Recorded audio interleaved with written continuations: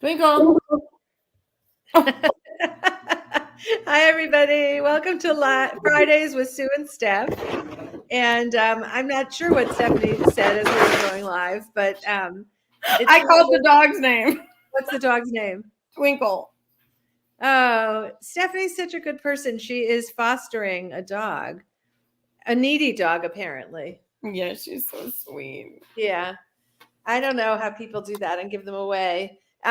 Just as a backstory before we get to our topic today, one of my kids sent me a picture of a dog that they want to get and said, do you think I should get the dog? And I was like, the dog is really, really cute. And she said, well, but do you think I should get the dog? And I'm like, yeah, I'm not weighing in on this No, one. exactly. Anyway, so then Yeah. then she told me she was going to go see the dog, which is Oh yeah, exactly because how we everybody sees the dog and doesn't yeah. get it. So Always. that's what I said. Well, you're just repeating history in our family because I said we'll go see the dog, and then 8 years later Hey we have Riley. our dog. Anyway, so if you weren't here last week, we're adding two little features before we get to our topic. One is what's special about June 10th and the month of June. So I know this is really exciting, but last week my product endorsement was spices from Trader Joe's, which I still stand by. They're amazing. But today, I June bought 10th, them because you told me. oh, good. Today, June 10th is Herbs and Spices Day. Go figure. Couldn't be any better. Oh, that's Anyway, funny. yeah, and the month of June, as the mother of a gay son, is Gay Pride Month, and so Yay. I say proudly, do something to make the world a little better for the queer community. Okay, and then what's our recommendations? Well, so mine is not a product, as I was saying to you. So, but I was thinking about my week, and I started the new season of Stranger Things. So jury's still out, but I definitely recommend. So if you have not watched, let's see, this is season 3, maybe. If you have not watched seasons 1 and 2, I can highly recommend. It was really good. I think I watched it during the pandemic because I feel like I did everything during the pandemic. I don't know. I can't think of what was before, right? But I'm moving away for 1 second. yes, here's what I'll say though. It kind of goes with Sue when we're always talking about our youth and being so impressed with them and frankly hopeful.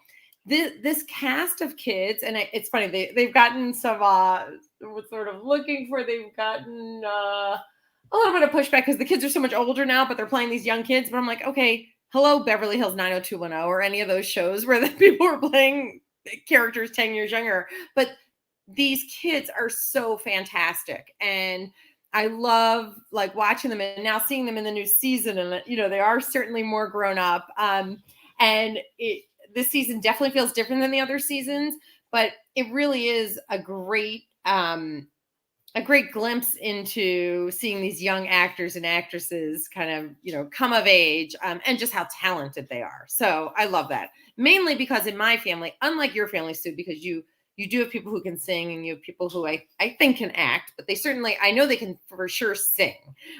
We have none of those talents over here. So I'm always like very struck by these kids who can act, sing, dance, play different characters. Like I am amazed by it. I'm always like, oh my God, if I had any of that, that's all I would do.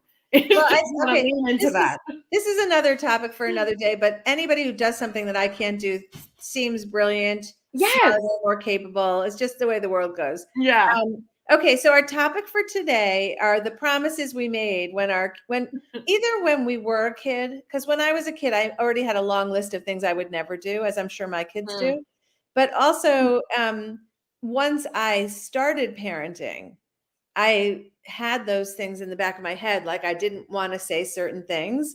So, what were the things that our mothers and fathers said to us that left us feeling like less powerful or angry, or some of the things that we said, I can't wait to do that, right? It goes both directions. So, my first one is, sadly, I've held on to the negatives more than the positives. I feel that when I was trying to think of something, I felt a little badly, but I think it's because it was a commitment to not do something. And that's much more pronounced. Like you have to really, really want it badly to make that happen, because the default is like when something happened in my house, that there was maybe a little disagreement between me and my dad. My dad's response was, when you live in my house, you'll do as I say. And that took away any autonomy I had. I was so keenly aware of that as a kid, saying like, feeling like, isn't this my house too? Like I thought this was my house too, but you've just let me know that you are the boss of me. And while I live here, so I can proudly say I have never said that to my kids. That is one thing that will not come out of my mouth. I may have felt it, but, and I mean, I guess they would say, well, you gave us rules for your house, but it wasn't this like, you and I disagree, and so I'm going to pull rank on you, and there's no discussion to be had because it's my house. Yeah, I think that's generational. And I would say I would agree with both. It's funny, that was not one on my list, but I agree with that completely. We never said it, and maybe it was implied because we had rules and all those things, but we weren't so authoritative in our parenting as maybe the generation above us, or maybe it's the equal and opposite reaction, right? Okay, let's just pull up. I'm sorry, Chibuzora, I don't want to mess your name, but I hope it's close to that. Sometimes when I'm angry, I will say what I promised not to say. Of course. It's the worst, right? Like it really is the worst because you made a commitment and then you default to what you heard. Yeah, of course. Okay, Steph, sorry. Yeah, no. That's great. Okay, so my my first one is, and I feel like it was my mom who said it more than my dad, was this idea of time making everything better. And when when they would say it really was not comforting. Like they would say things like, well, you'll feel differently about this next week, or I'm like, but it sucks now, So, and again, I think that's just parenting and how those things have changed. But I will say, I couch it. I'll say to a kid, like something will be happening, or even to a friend, and I'm like, I'll listen, and then I'll say something like, "This is so lame," and I know it's lame, and there is something about time, and it even though it So is, you're giving yourself a pass because you caveat it. no, it's bullshit. It was the first one on my list that I said.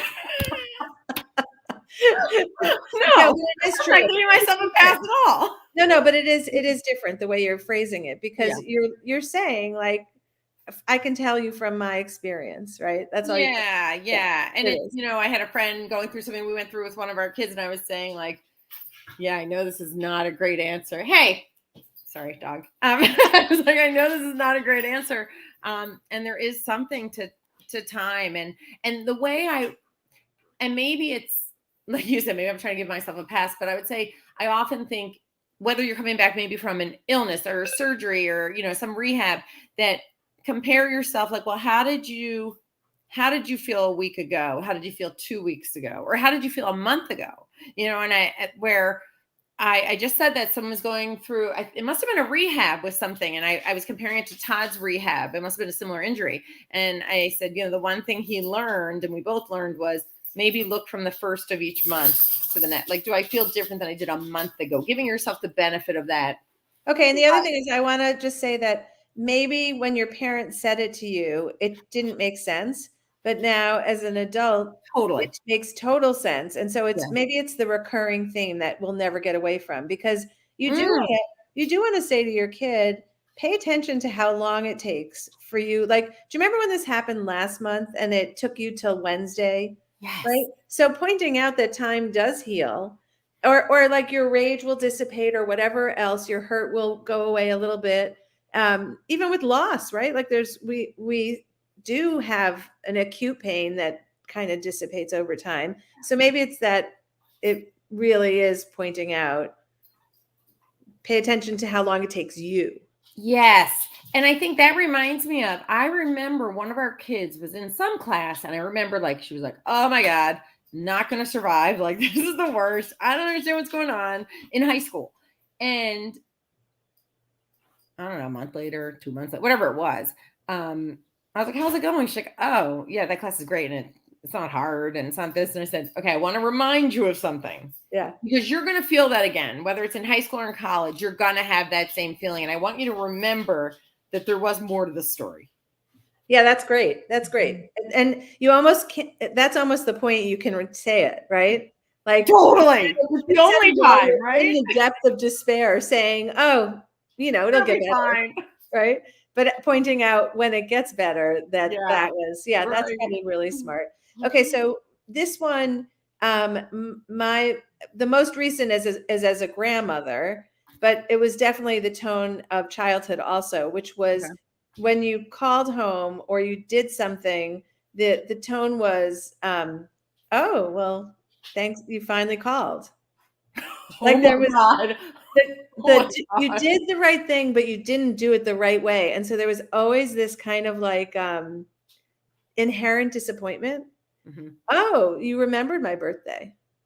Mhm. It was like Oh my you God. didn't really get it right. And my mother-in-law, when my kids call her, she reacts like this.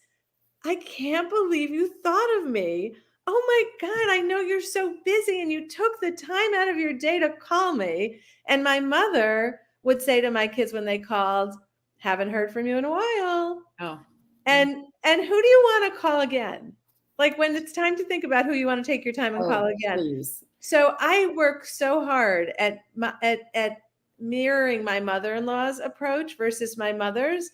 And every once in a while I fall short, like Because this you're woman, human. Uh-huh. well, like this woman said. And for me, it's more like the hurt got bigger than my brain could like squelch, where I'll be like, saying something like that and wanting to retrieve it as soon as it's coming out. Like, no, you didn't want to say that. I have a friend who shall remain nameless that always says she is going to write a book about her mother, and the title is going to be Never Enough. Yeah, so that's a You hard don't feel good. It does Yeah. not make you feel good. And no, I'm super conscious of that, Sue. With the kids, mainly with the kids, right? Because you have some that are, yeah, they're just all different, and I want to be like, I'm just so happy to talk to you. What's going on? Or like, love having you here. Right? All of those things. We talked about it with vacation last week. Okay, here's my second one was, this is the one. Oh my God. And I said it yesterday. I can't believe I said it. It's probably why I wrote it down, right? I mean, this is not a coincidence. When one of my parents would say, it could always be worse. That's people really appreciate that. People, totally. like, oh my God. And yes. And I didn't, yes. I'm not even gonna. No, but the truth is, it's really hard not to offer a perspective, right? Like That's the you word. are complaining so much about something that is, I mean, there's a war. Like, you say that to somebody and somebody's like, but I only have my life, right? Like I only have what I'm dealing with right now. And I can't really take on this comparative pain.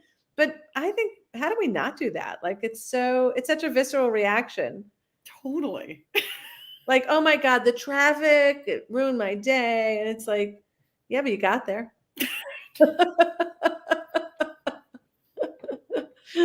This could be a book. And the chapters are just the lines. You don't have to write the whole chapter. It's just like, it could always be worse. That's the chapter. Right? No, I think it's an article you should write. I think it'd be so funny. All of those things that aren't helpful, but we have no filter to not say it. It's like it's got to come out somewhere, and we're never. I mean, I might once in a while keep the thought like trapped in my brain, but it's always going to be there where I'm hearing what you're saying and thinking just what you said. Yeah, it could have been so much worse. Yeah. As you're grieving whatever just happened, Exactly. I'm going to play it down for you. What could always be worse? My response to you. All right, everybody. Have a great week. We'll see you next week. Take care.